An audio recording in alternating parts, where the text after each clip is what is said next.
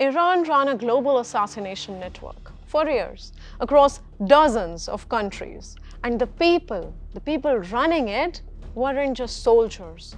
Some of them were wearing robes. Yes, they were hiding in plain sight.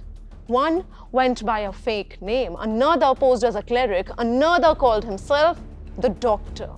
Together, they allegedly formed the operational backbone of one of the most sophisticated covert terror networks in the entire world, run not by some shadowy non-state militia, but by allegedly Iran's own Islamic Revolutionary Guard Corps, the IRGC. This is the story of Unit 4000, and it has just been blown wide open.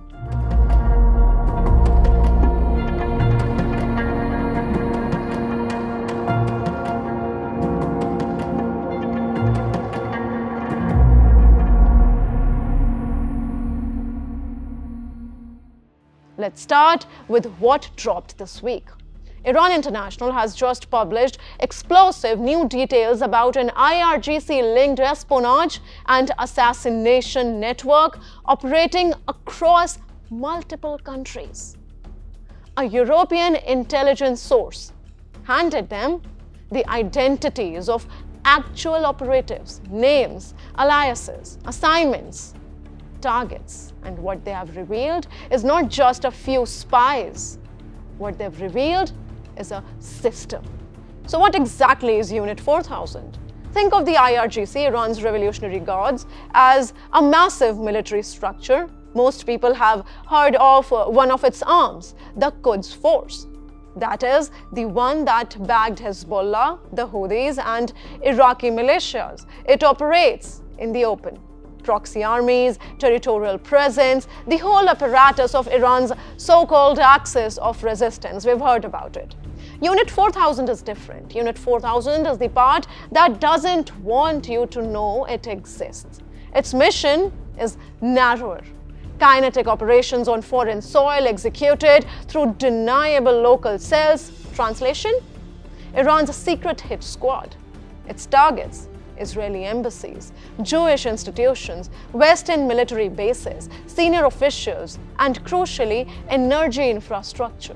This unit did not fight wars, it quietly arranged accidents across the world. At the head of this entire operation was one man, Rahman Moghadam. Moghadam oversaw global terror operations and the recruitment and training of operatives tasked with collecting intelligence on Israeli political leaders, security officials, military installations, ports, and vessels worldwide. He ran this from inside Iran, from a residential tower in Tehran, to be precise.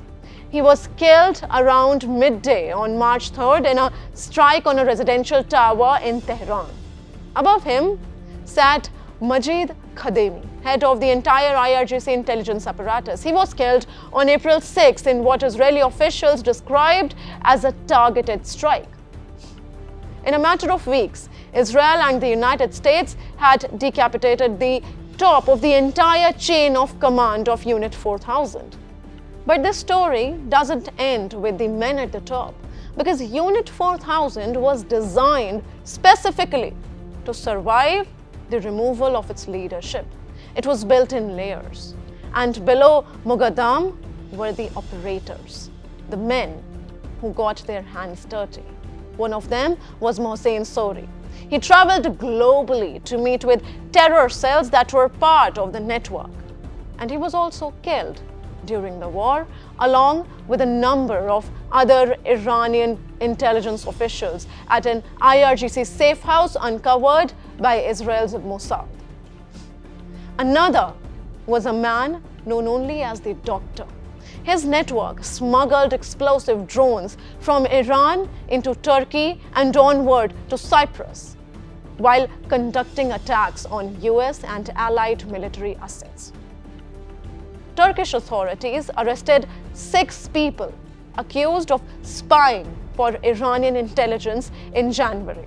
One of them, Ashkan Jalali, was accused of attempting to smuggle armed drones to Cyprus through his own companies. The doctor was also killed in a separate Israeli strike. Now, we need to talk about Azerbaijan. Why?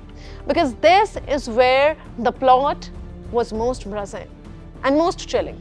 Azerbaijan's state security service announced that it had disrupted a multi-target IRGC operation prepared over several months.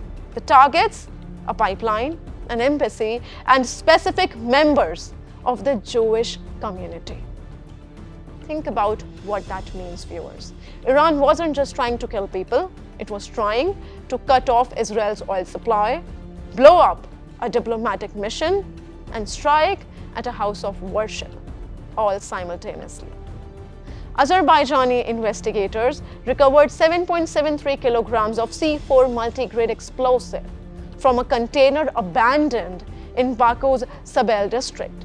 They also recovered explosive drones and fragmentation charges smuggled across the Iranian-Azerbaijani border. This was not an improvised plan. This had Iranian state fingerprints all over it. And now, the new layer that Iran International has exposed, because the Unit 4000 story has a chapter that hasn't been told yet. The activities were overseen by an officer in covert unit identified as Alireza Mohammadi, who allegedly operated under the alias Meghdad Hassani, a false name, a fake identity, but a very real network. Now here is where it gets particularly interesting. Working under him, according to the European intelligence source, was a man named Elshad Hajiev. 37-year-old goes by another name, Akram Hajizadeh. And he did not look like a spy. He looked like a cleric. He studied at a place called Al-Mustafa International University in Qom, Iran's holiest city. Now, Al-Mustafa presents itself as an Islamic seminary, an institution of learning. It has campuses in more than 50 countries. It has 40,000 foreign students. It hands out scholarships, free housing, monthly stipends, even childcare. Sounds generous, right? There is just one problem. In December 2020, the United States Treasury imposed sanctions on Al-Mustafa International University of Iran, alleging that it served as a recruitment platform for the Islamic Revolutionary Guard Corps, the IRGC's Quds force, involved in recruiting foreign fighters, particularly from Afghanistan and Pakistan, for Iran's proxy wars. Al-Mustafa International University is tasked with training the next generation of Iran's foreign Shia clerics, religious scholars, and missionaries. But here is the part that should keep you up at night. Even as Unit 4000's leadership has been killed, even as cells in Azerbaijan and Cyprus have been dismantled, even as Mossad and the IDF have published a joint statement claiming victory, Israeli and allied officials warn that Iran has intensified efforts to establish and expand terror cells abroad in the wake of the recent conflict, raising concerns that additional plots may still be underway. They are rebuilding even now as we speak, because Iran did not build Unit 4000 in a month, it built it over decades. Iran's secret war wasn't secret because it was small. It was secret because it was scattered everywhere. And now that it's been exposed, the real question is not what Iran did. The real question is what is already in motion that we don't know about yet. What do you think about it? Tell us in the comment section below.